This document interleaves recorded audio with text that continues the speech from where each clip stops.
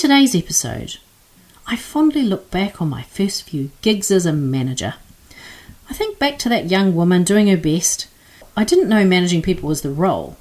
I thought it was something you did on top of the day job. Today's episode covers 3 things I wish somebody had told me when I began managing people. These 3 things would have helped me be a better manager and made life a bit more enjoyable for me and for my team. So let's get started. Well, hello, beautiful people, and welcome to the Project Joyful podcast. I'm your host, Tracy, your medical herbalist and high performance coach. So, hey, Project Joyful isn't just about being happy. It's about consciously creating a life you love. It's about remembering how to reconnect with your soul-centered joy. You know, that joy that comes from doing what you love, from living on purpose, and from being in a life that allows you to experience deep joy moment by moment. So hey, let's get started, shall we? So hello and welcome to episode number 48. Now this one is a little personal as I look back on my first gig as a manager and the 3 things which, had I known, they would have really made a big difference. You see, early on in my career as a chartered accountant, it was generally accepted back in the day that the way to progress in your career was to manage people. For the most part, we didn't do it because we had a genuine desire to serve these people. We did it because we were climbing the corporate ladder. When I look back at what led me to start managing people, I've got to be honest with myself. I was young. I didn't know how to manage people. Nobody was guiding my personal development. These days, young accountants, and I mean young in their career, they have mentors, but back then, that was very, very rare. So I got promoted to manager because I was doing a good job. My current job, not a managing job, was one where I was excelling as a technical expert. So if you're in a technical role, and I'm sure you can relate to this phenomenon, people tend to be promoted because they're good at the job that they're doing. They're an excellent technical expert. The challenge with this is that you tend to move them from their natural zone of genius to a new habitat. But you don't get taught what's needed to thrive in this new habitat. You're left to work it out on your own. Now, I was lucky. I had some great managers who role modelled the way, and I love to learn. But when I look back to that Tracy, I see a woman who feels alone, managing a team of people who have more life experience than she does. She feels uncertain. She feels out of her depth. I can see she's anxious. There's butterflies in her stomach. It's a regular thing to feel unsure. She's scared. She says things that don't land well, but she feels the pressure of needing to appear like it's all okay. But deep down it isn't. Some days she has a little cry on the way home. She relies on a few too many wines Thursday through to Saturday to self-medicate and on the weekend to erase the memory of an uncertain week. But enough about me. What must it have been like for my team? Having someone young and unsure, trying to lead but not yet having developed the skills to do so. If I was a time traveller, I'd step back to that time, I'd put my arm around her and I'd tell her it's okay. You're doing the best you can with what you have. And because I love you so much, I'm going to share 3 things that you can do today that will help you to be a better manager and a better person. So here goes. Lesson number 1. You don't need to have all the answers. You see, I'd been rewarded by being that technical expert that had the answers. That was my formula for success.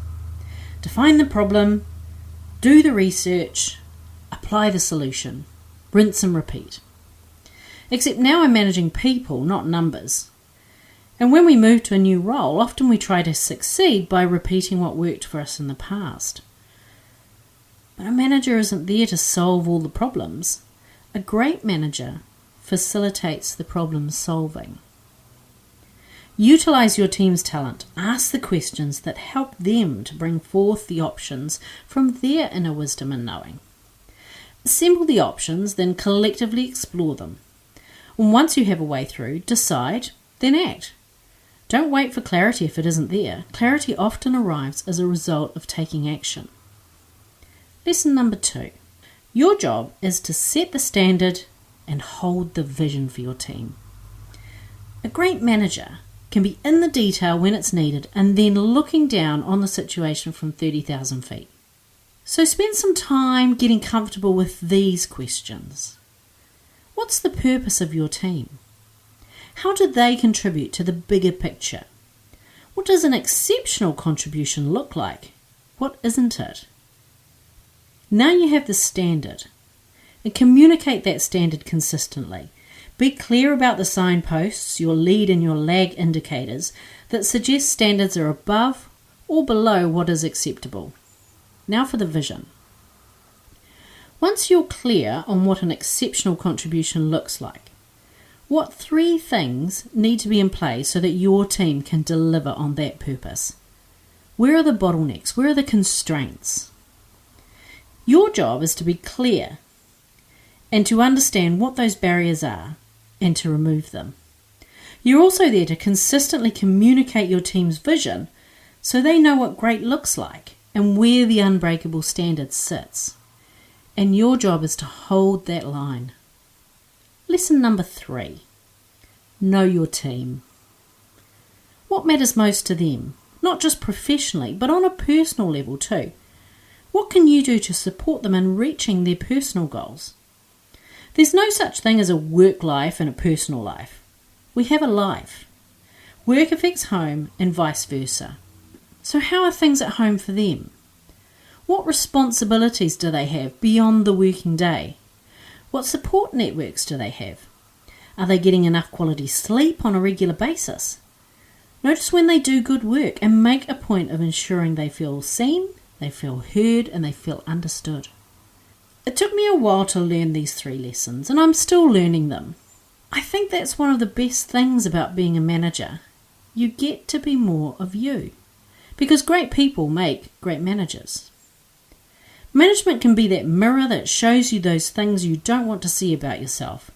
It provides you with an opportunity to acknowledge them, to love them, to release them, and to choose a new way of being. It's also one of the few roles where its breadth and variety allows you to feel alive. One moment you're in the trenches with your team, the next you're thinking in the clouds as you chart the next chapter. To all those managers out there, be gentle with yourself. The fact that you're curious about my 3 lessons tells me you're doing great. Sending you lots of love. Bye for now.